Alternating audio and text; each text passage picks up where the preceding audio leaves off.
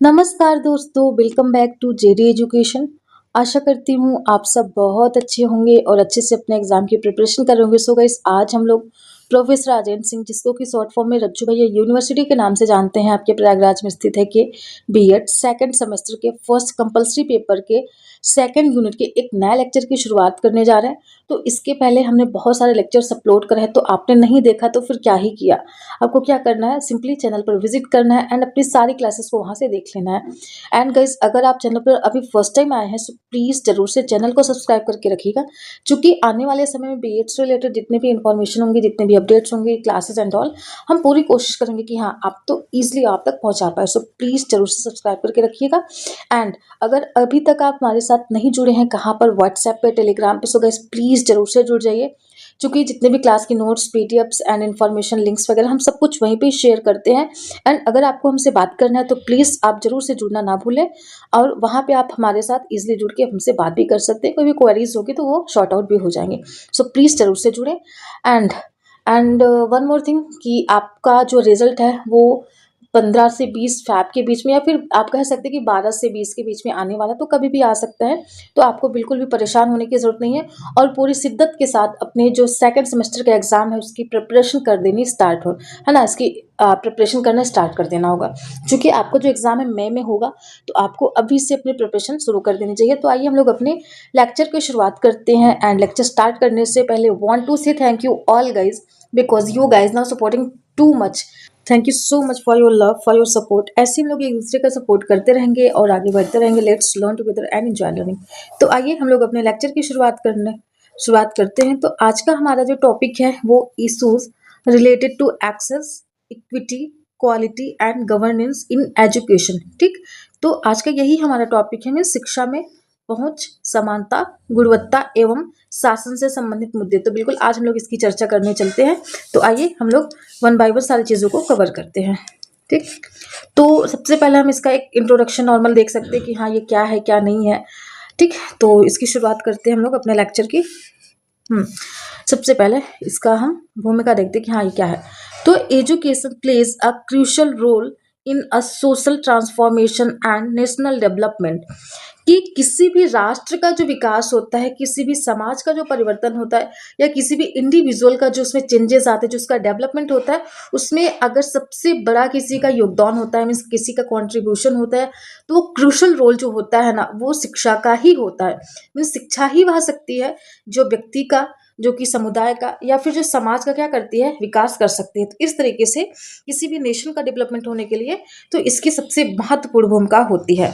ठीक, उसके बाद नेक्स्ट है, for an education system to be effective and inclusive, it must ensure access to education for all, equity among learners, quality learning experiences, and efficient governance. However, several structural and systematic issues continue to challenges these dimensions. It means कि किसी भी शिक्षा व्यवस्था को प्रभावी और समावेशी बनाने के लिए हमें क्या क्या चीजें करनी, मीन्स समावेशी बनाने के लिए हमें सभी के लिए क्या करनी चाहिए, शिक्षा की पहुंच, शिक्षार्थियों में समानता एवं उनकी जो गुणवत्ता, मीन्स क्वालिटी एजुकेशन की बात करते हैं।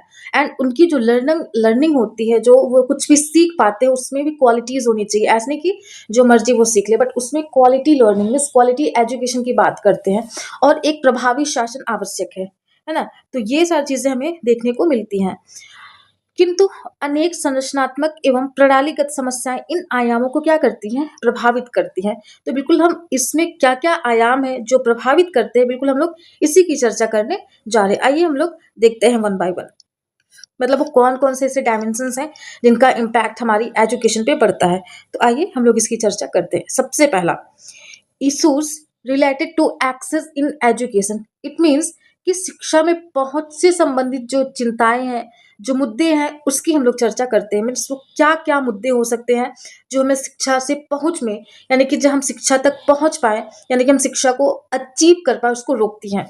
सबसे पहले मीनिंग ऑफ एक्सेस, मीन्स पहुंच का अर्थ क्या होता है, हमें इसको समझ लेना है, फिर उसके हम मुद्दे की बात करते हैं। तो access refers to the availability, affordability, and reachability of educational, institutional, and learning opportunities for sections of society. It means कि पहुंच का अर्थ है शिक्षा संस्थानों की उपलब्धता, वहनीयता मीन्स उनका वो उपलब्ध कैसे हो पाते हैं। जैसे जो बच्चे गांव से हैं उनके पास तो उतना अच्छा एक्सेस नहीं हो पाता कि वो बिल एस्टैब्लिश्ड कॉलेज में या स्कूल में पढ़ पाए, फिर यूनिवर्सिटीज में पढ़ पाए, या फिर वहनीयता मीन्स उनका वहन कैसे किया जाए, क्या वो लाइक वहन करने योग्य मीन्स अफोर्डेबल है कि नहीं है, उनका प्राइस कैसा है, क्या एक एक आम नागरिक उसको अचीव कर सकता है, मीन्स उसको अफोर्ड कर सकते हैं जो वहाँ की फी वगैरह होती है। तो बिल्कुल इन सब की बात करते हैं। फिर सुलभता मीन्स कितनी आसानी से वो हम तक पहुंच पाती है, हम शिक्षा तक पहुंच पाते हैं। तो इन सब की हम लोग बातें करते हैं जिससे समाज के सभी वर्ग शिक्षा क्या करें, वो प्राप्त कर सके। डजेंट मैटर कि वो अमीर घराने से या फिर गरीब घराने से, डजेंट मैटर कि वो किसी भी कास्ट का हो, किसी भी वर्ग का हो, किसी भी क्लास का हो, किसी भी कैटेगरी का हो, बट शिक्षा पाना सबका अधिकार है और सब तक शिक्षा पहुंच पाए, वही हमारी मीनिंग ऑफ एक्सेस मीन्स पहुंच जो है शिक्षा की पहुंच है। आइए हम लोग नेक्स्ट चलते हैं। अब major issues of access means पहुंच से जुड़ी जो हमारी प्रमुख समस्याएं हैं वो कौन कौन सी हो सकती हैं। तो हम लोग इसको देखते हैं कि सबसे पहला, in educational institution in rural, remote and tribal areas, poverty and economic constraints leading to drop outs means कि ग्रामीण, दूरस्थ एवं जनजातीय क्षेत्रों में शैक्षिक संस्थानों की क्या जो कमी है वो कहीं ना कहीं हमें क्या करती है, वहाँ उसका एक्सेस ना होने के कारण हम उससे पीछे रह जाते हैं। जैसे कई बार ऐसा भी होता है ना कि हमें लाइक जो खास करके जो गर्ल्स होती हैं जो रूरल एरिया से बिलोंग करती हैं उनको लाइक एनएसएस के बारे में, एनसीसी के बारे में, स्काउट गाइड के बारे में, या फिर डिफेंस में आर्मी, नेवी, एयरफोर्स, या फिर लाइक जो बहुत सारे स्पोर्ट्स होते हैं उनके बारे में उनको नहीं पता होता है, इस वजह से वो पीछे रह जाती है ना। तो ये सारी चीज़ें कहीं ना कहीं वो मैटर करती हैं। फिर अगला, gender related barriers specially for girls. देखो भाई, गर्ल्स की बातें हर जगह पे आती है क्योंकि सफर सबसे ज्यादा वही करती है, इट्स नो मतलब यहाँ पर कोई डाउट नहीं है।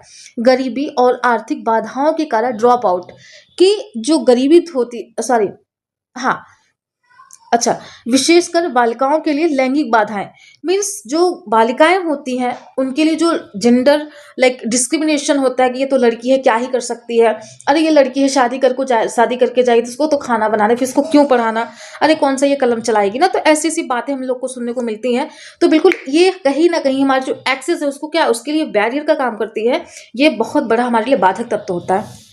फिर poor infrastructure and transportation facilities means कमजोर आधारभूत संरचना एवं परिवहन की सुविधाएं, कि कई बार वहां तक परिवहन जो हमारे ट्रांसपोर्ट्स होते हैं वो नहीं पहुंच पाते हैं, गलियों में सड़कों में हम रहते हैं, फिर जो कॉलेज होता है वो बहुत दूर होता है, कहीं दूर जाकर के, और वहां तक हम नहीं पहुंच पाते हैं।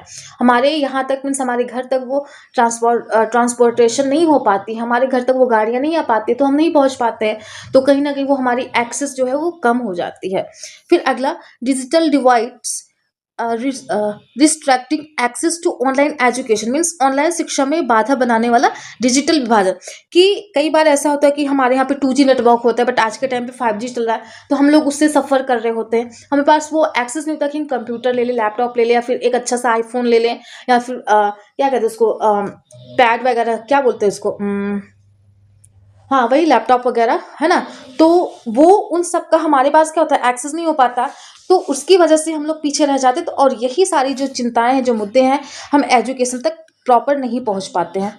अब इसके क्या प्रभाव होते हैं, है ना, मतलब इसके क्या इम्पैक्ट हमारे पर पड़ते हैं, मीन्स जो इसकी सीमित पहुंच होती है, एक लिमिटेड होता है ना, इसमें means impact of limited access means सीमित पहुंच का प्रभाव, इसमें क्या क्या चीजें हमें देखने को मिलती हैं। सबसे पहला देखिए, इसमें limited access results in low enrolment, high drop out rates and literacy and social inequality means जब हमारे पास किसी भी, चाहे वो कोई वस्तु हो, कोई भी सब्जेक्ट हो, कोई भी ऑब्जेक्ट हो, जब उसकी लिमिटेड हमारे पास एक्सेस होता है ना, बहुत कम मात्रा में पहुंच होती है, तो क्या होता है, उससे असमानता उत्पन्न होती है। ठीक, अगर हमारे पास लाइक परिवहन नहीं होंगे तो हम बड़े कॉलेज में या फिर बड़ी जगहों पर हम नहीं पहुंच सकते ना, तो ये सारी चीज़ें कहीं ना कहीं इनइक्वालिटी को रिप्रेजेंट करती हैं और ये कहीं ना कहीं हमारे लिए बहुत बड़ा बैरियर का काम करता है। तो ये रहा आपका एक्सेस टू लाइक एजुकेशन की, शिक्षा की पहुंच से रिलेटेड जो हमारा टॉपिक था, ये हमने कंप्लीट करा।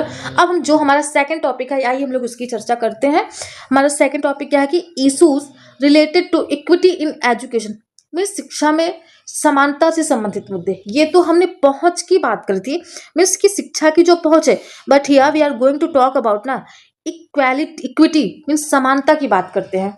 मीनिंग ऑफ इक्विटी मीन्स समानता का अर्थ क्या है, इसमें देखते हैं कि equity in education means ensuring fairness and justice by providing additional support to disadvantaged and marginalized learners।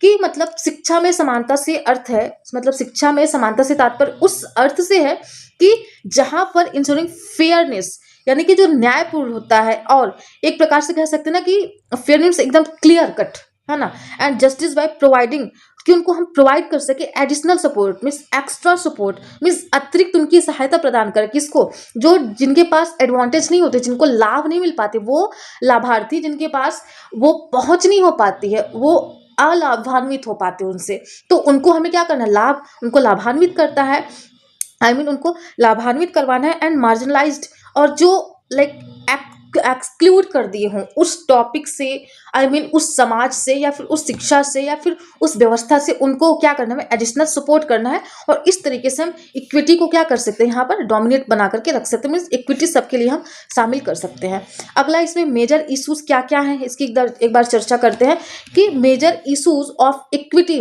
Means समानता से जुड़ी कुछ समस्याएं हैं, वो समस्याएं कौन कौन सी, आइए हम लोग देखते हैं। सबसे पहला caste based and social discrimination means कि जातिगत एवं सामाजिक भेदभाव। कई बार हमें इसका सामना करना पड़ जाता है कि हाँ आप इस कास्ट से हैं तो आपको इस यूनिवर्सिटी में नहीं एडमिशन मिल सकता है, अच्छा आप कास्ट बेस्ड ये है तो आपको ये चीज़ नहीं कर सकते, आप ये यहाँ नहीं जा सकते। बहुत सारी चीज़ें हमें देखने को मिलती है, ये रियलिटी है। देखिए किताबी ज्ञान तो देना मतलब ईजी है, बट हमें प्रैक्टिकली जब वो एप्लीकेबल हमें बनाना पड़ता वो पॉसिबल नहीं हो पाता है। अगला gender in equality in participation and achievements means भागीदारी और उपलब्धि में लैंगिक असमानता। हमें ये बहुत बार फेस करने को मिलता है जो लैंगिक असमानताएं होती हैं। फिर नेक्स्ट हमारा है इकोनॉमिक इन equality affecting learning opportunities means अधिगम अवसरों को प्रभावित करने वाली आर्थिक विषमता। फिर अगला educational exclusion of minorities means अल्पसंख्यक वर्गों का क्या होता है, शैक्षिक बहिष्कार। कई बार अगर हम अल्पसंख्यक कैटेगरी से होते हैं तो हमारा शैक्षिक वहां से बहिष्कार किया जाता है, एक्सक्लूड कर दिया जाता है ना। तो इस तरीके से कि हाँ आपकी तो मात्रा कम है, आप तो कभी आवाज अपनी उठा ही नहीं सकते हो, है ना, तो आपकी तो कोई सुनने वाला नहीं है, तो इसलिए हम आपको एक्सक्लूड कर देते हो। ऐसी भावनाएं होती हैं हमारे बीच में। फिर अगला inadequate and inclusion of children with special needs means दिव्यांग बच्चों के लिए अपर्याप्त समावेशन। कई बार वो हम उस पर लाइक जो कोई भी, वो तो गॉड गिफ्टेड होता है कि किसी के पास किसी चीज़ की कमी होती है, किसी के पास पैसे की, किसी के पास धन की, किसी के पास दौलत की, किसी के पास प्रॉपर्टी की। बट कई बार ऐसा भी हमें देखने को मिला है कि हमें लाइक शरीर में जो ईश्वर हमें देता है उसमें भी कमी होती है, और उसकी वजह से हम हंसी के पात्र बन जाते हैं और कहीं ना कहीं हम उससे एक्सक्लूड कर दिए जाते हैं। तो हमारे अंदर जो लाइक इक्विटी वाली जो भावना होती है हम उससे पीछे रह जाते हैं, और ये सबसे बड़ा रीजन होता है। ठीक, आई होप आपको समझ में आ रहा होगा। जहां पे भी नहीं समझ आएगा तो आप प्लीज हमें जरूर से कमेंट करिएगा, and we will definitely solve your problem and queries also. अब देखते हैं कि impact of inequity means असमानता के क्या क्या प्रभाव हो सकते हैं। देखते हैं इसमें inequity leads to unequal learning outcomes. मतलब जो असमानता है ना उससे असमान अधिगम परिणाम हमें देखने को मिलता है। डेफिनेटली अगर हमारे पास इक्विटी नहीं होगी, वो एक्सेस नहीं होगा, तो डेफिनेटली हम इक्विटी को कहाँ रीच कर पाएंगे। हम एक्सेस हमारी अगर नहीं मिल पाएगी तो डेफिनेटली हम इनइक्वालिटी को फेस करेंगे ना। फिर सोशल एक्सक्लूजन जो मार्जिनलाइजेशन है मीन्स कि हम सोशली एक्सक्लूड कर दिए जाते हैं, वो चाहे शिक्षा जगत में हो चाहे किसी भी गवर्नमेंट की जो लाइक सिस्टम हो, मतलब इन सब सारी चीज़ों से हम क्या करते हैं, बहिष्कृत कर दिए जाते हैं। एंड इंटरजनलाइजेशनल पॉवर्टी मीन्स कि पीढ़ीगत गरीबी जो होती है ना वो बढ़ती जाती है, मीन्स उसको वो जनरलाइज होती जाती है। कई बार ऐसा होता है ना कि गरीब है ना तो उसको जितना हो सके ना उतना गरीब बनाओ, उसको आगे मत बढ़ने दो। ये हमारी जो हमारे समाज के जो अमीर है ना उनका ये बहुत बड़ा मेंटल सेट होता है कि भाई हम अमीर हैं तो हम ही आगे बढ़ें, क्यों हम अपने से कम को आगे बढ़ने दें। हमने ये बहुत, चाहे वो आपका लाइक प्राइवेट संस्था हो या फिर गवर्नमेंट संस्था हो, हमने देखा कि भैया अपने से कम जिसके पास पावर है ना उसका एक्सप्लॉयटेशन बहुत बहुत नेक्स्ट लेवल का होता है।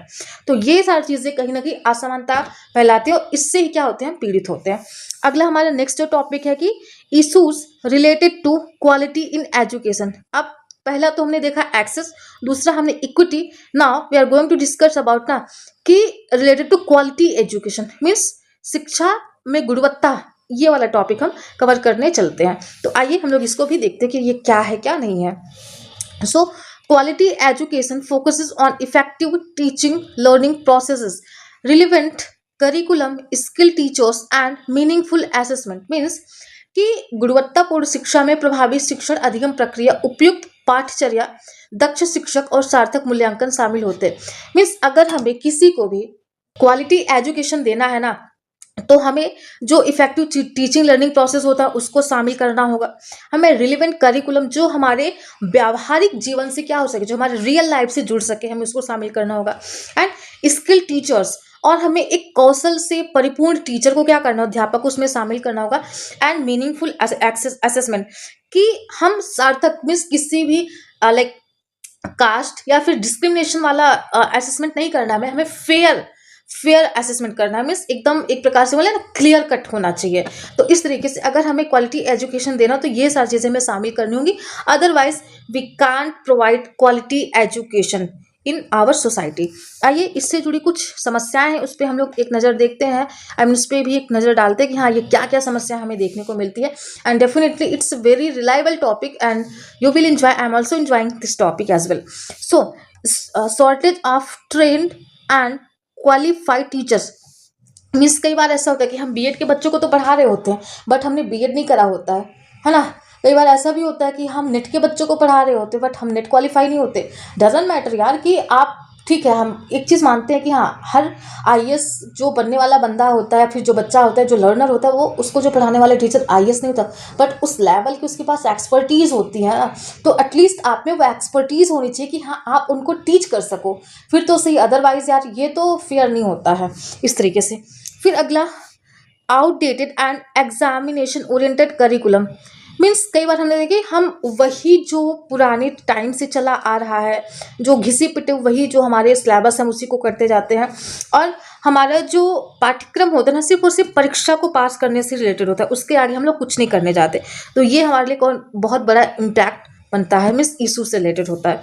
फिर emphasize on rote learning rather than understanding, कि हम समझ को, जैसे कल हमने मुस्लिम एजुकेशन की बात करी थी तो उन्होंने रोट लर्निंग पर ज़्यादा फोकस करा था रादर देन अंडरस्टैंडिंग पर। सिर्फ वही चीज़ कि यहाँ पर भी जो क्वालिटी एजुकेशन की बात करते हैं, अगर हम रोट लर्निंग करते हैं ना rather than understanding, then definitely we can do better in our like education future as well. तो हमें लाइक लर्निंग, ठीक है, रोट एक सीमा तक होनी चाहिए, है ना। उसके बाद हमें अंडरस्टैंडिंग लेवल अपना बेटर करना चाहिए। फिर अगला, poor learning outcomes and skill mismatch, means कमजोर अधिगम परिणाम और कौशल असंतुलन, कि जब हमारे कौशल में बैलेंस नहीं होगा, जब हमारे स्किल मिसमैच करेंगे, देन डेफिनेटली हम क्या ही प्रोडक्टिव कर सकते हैं, कुछ भी नहीं कर सकते हैं, है ना। अगर हमें मैच खेलना है, अभी हमें ये नहीं पता कि किस बॉल पे हमें चौका मारना चाहिए, किस पे छक्का मारना चाहिए, किस पे हमें सिंगल लेना चाहिए, या फिर हम बॉलर हैं तो हमें नहीं पता कि कब हमें स्टंप आउट करना चाहिए, कब हमें अपने बॉल की गति धीमी करनी चाहिए, कब तेज करनी चाहिए, किस टाइम पर हम बैटर से क्या कर सकते हैं, कैच को लाइक अपने आप में ले आ सकते हैं ना। तो अगर हमें इस सब के बारे में पता ही नहीं होगा, मिस मैच होगा, तो डेफिनेटली हम क्या ही कर पाएंगे। सेम वही चीज, same this things is going to also apply for education as well.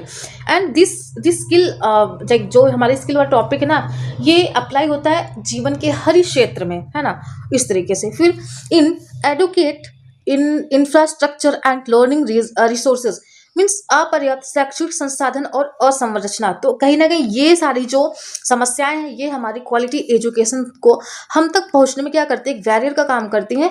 और इस तरीके से हमने देखा। फिर हम देखते हैं कि इसका पुअर क्वालिटी से क्या क्या इम्पैक्ट होता है ना, कमजोर गुणवत्ता का क्या क्या हमारे ऊपर प्रभाव हमें देखने को मिलता है। एक बार इसको देखते हैं हम लोग, फिर हम अपने नेक्स्ट टॉपिक पे चलते हैं। इसका मतलब है कि poor quality education produce unskilled, unemployable and less confident learners.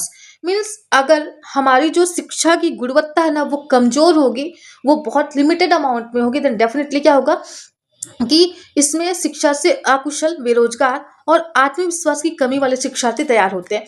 कि हमें हमारे ऊपर हम आत्मनिर्भर नहीं बन पाते हैं, हमें अपने पे आत्मविश्वास नहीं बन पाता है कि हाँ हम कर सकते हैं या फिर नहीं कर सकते, तो हमें इन सारी समस्याओं का सामना करना पड़ता है। आई होप आपको समझ में आ रहा होगा। एंड आज का हमारा जो लास्ट टॉपिक है ये क्या है कि issues related to governance in governance in education, mean शिक्षा में शिक्षा में शासन से संबंधित जो मुद्दे हैं, आइए देखते हैं। मीनिंग ऑफ गवर्नेंस, मीन शासन का अर्थ। अब शासन के क्या क्या अर्थ है? Governance in education refers to policy formulation, administration, monitoring, regulation and accountability. Means शिक्षा में जो शासन से तात्पर्य है, जो इसकी मीनिंग है, इससे क्या मतलब होता है? इससे मतलब यह होता है कि जो हम नीति निर्माण करते हैं, जो भी हमारा एडमिनिस्ट्रेशन होता है, मीन्स जो हमारी प्रशासन की प्रशासन को हम देखते हैं, या फिर जो इस पर मॉनिटरिंग होती है, जो निगरानी होती है, जो नियमन होती है और जो जवाबदेही होती है, कहीं ना कहीं ये सारी चीज़ें हमारी गवर्नेंस के कॉन्सेप्ट्स को रिप्रेजेंट करती हैं। आइए देखते हैं कि हाँ इसमें क्या क्या चीज़ें हमें देखने को मिल सकती हैं। तो इससे जुड़ी कुछ समस्याएं हैं, बिल्कुल हमें वही, चूंकि देखो गाइज हम इस पे हमें रिसर्च नहीं करनी है, बस we have to qualified our exam. And हमारा जो टॉपिक का नाम है इशूज से ही रिलेटेड है, मीन्स जो समस्या है, तो बिल्कुल हम समस्याओं को ही यहाँ पर रिप्रेजेंट कर रहे हैं, हमें और इसको ज़्यादा इंडीट करने की ज़रूरत नहीं है। अब major issues of governance means शासन से जुड़ी कुछ प्रमुख समस्याएं जो कि निम्नलिखित है। आइए हम लोग देखते हैं वन बाय वन क्या है क्या नहीं है। Gap between policy formulation and implementation, कि जो हमारा नीति निर्माण बनता है और जो उनका इम्प्लीमेंटेशन होता है, मीन्स जो उनका एप्लीकेशन होता है, हम उसको करने में पता नहीं कितने साल बता देते हैं। चलिए भैया हमने जैसे हम कई बार बोलते हैं ना कि अब यहाँ पर मेट्रो चलनी है, अगर हम बात करते हैं कहाँ की, दिल्ली की, तो वहाँ पर हमने शायद 2015 है ना या 2012 में बोल दिया था कि हाँ मेट्रो चल जाएगी, बट चलते चलते 2022-23 हो गया। तो वही कि हम बनाते तो है रूल्स, बट उसको हम फॉलो नहीं करते। कई बार ऐसा होता है कि एग्जाम के कैलेंडर तो आ जाते भाई हम इतने टाइम पे एग्जाम लेंगे, बट वो एग्जाम होते होते पता नहीं कब का हो जाता है। जिन लोगों ने पीजीटी 2022 का फॉर्म फिलअप किया होगा उनको पता होगा कि भैया 2022 का एग्जाम फिलअप होते हुए और 2025 मई में जाकर के एग्जाम होगा। सोचिए 22, 23, 24, 25 मतलब 2-2, 3-3 साल बाद होते हैं। तो वही ना कि हम रूल्स तो बना लेते हैं, पॉलिसीज तो बनाते हैं, बट उसका हम उनको हम एप्लीकेबल नहीं बना पाते। तो ये सारी चीज़ें हैं। फिर lack of transparency and accountability, means पारदर्शिता और जवाबदेही का अभाव, कि कई बार हमें उन मुद्दों पर जवाब देना होता है जो रिलायबल होता है, बट उस पर हम क्या कर सकते हैं, हम अपना पैर पीछे कर लेते हैं, हम वहाँ पर जवाब देना नहीं चाहते, बोल देते कि भैया उस टाइम पे हम नहीं थे, हमारे पास ये चीज़ नहीं, तो बस खत्म कहानी। फिर अगला सेंट्रलाइज्ड डिसीजन मेकिंग, कि केंद्रीकृत निर्णय प्रक्रिया, कि हम केंद्र में रहकर के ही निर्णय लेते हैं, हम आम लोगों तक या आम जनता तक नहीं पहुंच पाते हैं। बस जो केंद्र में होता है, जो मेन होता है, हम उसी को देखते हैं, बाकी की चीज़ों को करते नहीं। बार वो तो सेकेंडरी, उसको तो बाद में देखा जाएगा, चलो इतना करके हम फुर्सत लेते हैं, ऐसा चीज़ें। फिर उसके बाद है mismanagement of funds and corruption, कि वित्तीय कुप्रबंधन और भ्रष्टाचार, इसको तो हमें लगता है हमें डिफाइन करने की नहीं जरूरत होगी, हर वो बच्चा जानता है जो आजकल थोड़ा सा भी समझदार है कि कितने नेक्स्ट लेवल तक, कितने इतने गंदे तरीके से भ्रष्टाचार हो रहा है और वित्तीय कुप्रबंधन हो रहा है। फिर weak monitoring and evaluation mismatch, कि कमजोर निगरानी एवं मूल्यांकन तंत्र। हमें डेफिनेटली कई बार ऐसा होता है कि पेपर जब हम करवाते हैं, हम नहीं इन द सेंस कि हमारे जब हम एग्जाम लिखते हैं, जब पेपर होता है, तो उसमें क्या होता है, इवैल्यूएशन अच्छे से नहीं हो पाता, लिखा कुछ होता है बट उसके मार्क्स हमें कुछ और मिलते हैं। और कई बार ऐसा होता है कि भैया पैसे दे करके जिनके पास अच्छे पैसे होते हैं तो सीट को खरीद लेते हैं। तो ये सारी चीज़ें हमें देखने को मिलती है और कहीं ना कहीं ये हमारी गवर्नेंस से जुड़ी प्रमुख समस्याओं के रूप में आती हैं। आई होप आपको समझ में आया होगा। अब हम इसके इम्पैक्ट की बात करते हैं कि हाँ क्या क्या इम्पैक्ट होते हैं, मतलब जो वीक गवर्नेंस होता है इसका क्या इम्पैक्ट हमारे पे पड़ता है। तो weak governance result in inefficacy, poor services delivery and failures of educational reforms, means कमजोर शासन से अकुशलता, कमजोर शैक्षणिक सेवाएं एवं सुधारों की क्या होती है, विफलता होती है। कि कौन कहे सुधर के हम आगे जाए, हम बल्कि पीछे ही चले जाते हैं। और कहीं ना कहीं इसके लिए जो हमारा गवर्नेंस है, जो हमारी पॉलिसीज है, जो हमारी एक्सेस टू एजुकेशन है, क्वालिटी एजुकेशन है ना, ये सारी चीज़ इसके लिए रिस्पॉन्सिबल है। और इसके लिए रिस्पॉन्सिबल कौन है, हम और आप। तीसरा कोई नहीं। मीन्स हम ही आप जब आज इस पोस्ट पे हैं, कल हम और अच्छे पोस्ट पे जाते हैं ना, हम ही और आप करप्शन करना स्टार्ट कर देते हैं। आज हम कह रहे हैं कि नहीं ये गलत है, बट जिस दिन उस चेयर पे जाएंगे, जिस दिन उस कुर्सी पे जाएंगे, हम और आप मिलकर के ही करप्शन करते हैं। इस चीज़ को हमें एक्सेप्ट करना होगा। ठीक, आइए हम लोग इसके कंक्लूजन को देखते हैं और इसी के साथ हमारा लेक्चर कंप्लीट होगा। So the issues of access, equity, quality and governance are interrelated and interdependent. Means जो द इशूज, जो हमारी समस्याएं हैं, एक्सेस है किसकी, इक्विटी को लेकर के, क्वालिटी को लेकर के, गवर्नेंस में समानता, पहुंच, गुणवत्ता और शासन से रिलेटेड जितनी भी समस्याएं हैं वो क्या है, आपस में एक दूसरे के साथ संबंधित है। मीन्स परस्पर एक दूसरे पर निर्भर भी करती हैं। Addressing them requires a holistic, inclusive and well governed education system। और इनके समाधान के लिए हमें क्या करना है, समग्र, समावेशी और सुशासित शिक्षा व्यवस्था आवश्यक है। बट वो ही करने में हम फेल हो जा रहे हैं और इसी वजह से हमारी जो बाधाएं हैं, जो हमारी चिंताएं हैं आजकल के टाइम पर हमें हमारे सामने परिव्याप्त हैं। तो गाइस ये रहा आज का लेक्चर एंड आई होप आपको समझ में आया होगा। और क्या करना है, इसी तरीके से हमें लर्निंग करती रहना है और आगे भी बढ़ते रहना है। और we will meet in next video. तब तक के लिए अपना ध्यान रखिएगा and thank you so much guys. इस तरीके से मुस्कुराते रहिए एंड आगे बढ़ते रहिए and thank you so much.